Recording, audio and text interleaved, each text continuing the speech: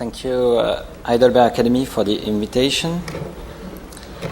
It's a pleasure to share with you the results of the STAIN study. There is an old debate about ILM removal in ERM surgery, but the question will be whether or not to peel, but how to peel. And the Spectralis analysis can help us to respond with a multimodal approach. Next. Okay. So we design a prospective study, and eyes were vitrectomized, and ERM removal were performed using brilliant peel staining before and after peeling. 41 patients were divided in two groups: Group A with a single peeling, and Group B with a double peeling.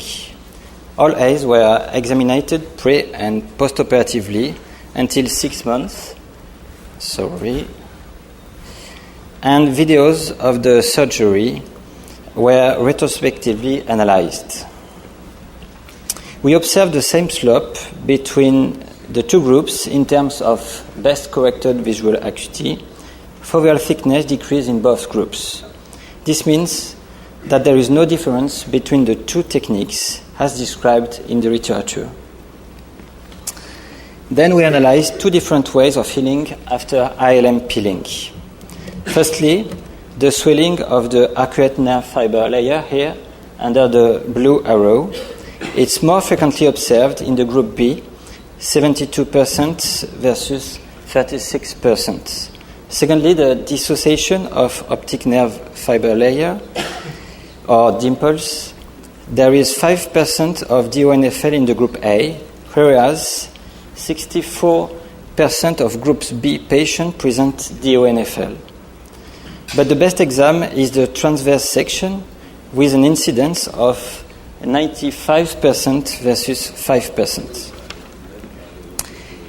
Here is the example of the patient number 3 with the different filters. The blue arrow shows the SINFL here on the left aspect during the first week with the infrared filter.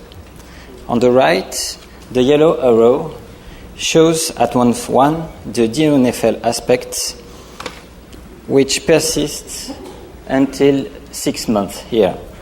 Infrared and autofluorescence pictures are normalized. We observe no more SINFL aspect during the follow-up.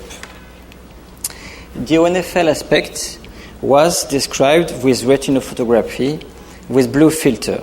With the HRA, we observe dark pattern only in the area of peeling here inside the yellow circle.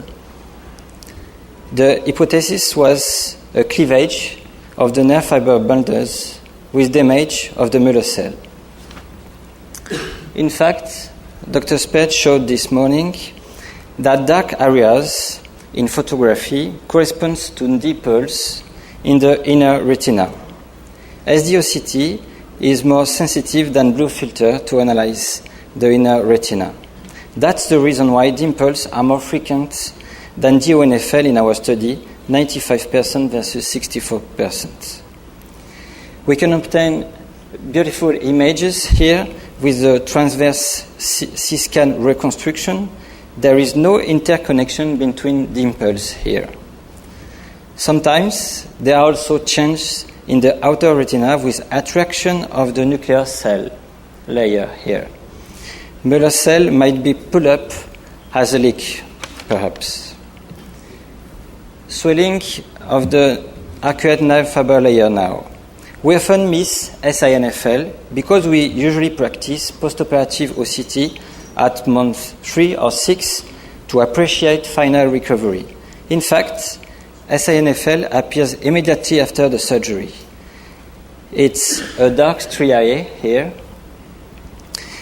that begins from a hypofluorescent point and reach the optic disc beyond the area of ILM peeling.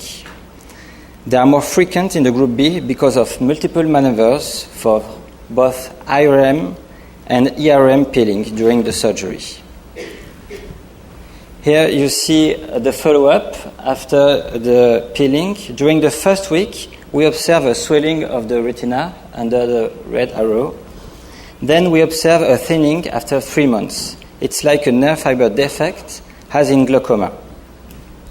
Sometimes you find an impressive SINFL and you don't remember any traumatism during the surgery. So you come back to the surgery and you see here the white area under the forceps.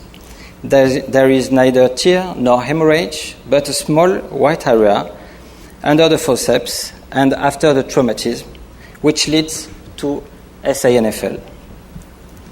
So SINFL is different from DONFL. You see here the red free filter, here the transverse reconstruction, and the furrow is continuous, deeper, and darker than swallow dimples of DONFL. Dimple is induced by bone cell alteration after ILM peeling. SINFL is induced by a direct traumatism with the forceps.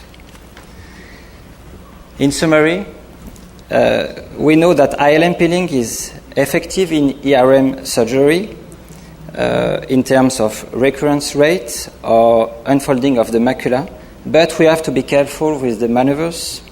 ILM peeling isn't so safe. Thus, we can begin the peeling in inferior in case of microscotoma. We must use dye, and maybe we have to select our cases for a double peeling. Finally, we are looking for alternative techniques for the future, such as peeling the ILM with the back flush to avoid the traumatism. Thank you for your attention.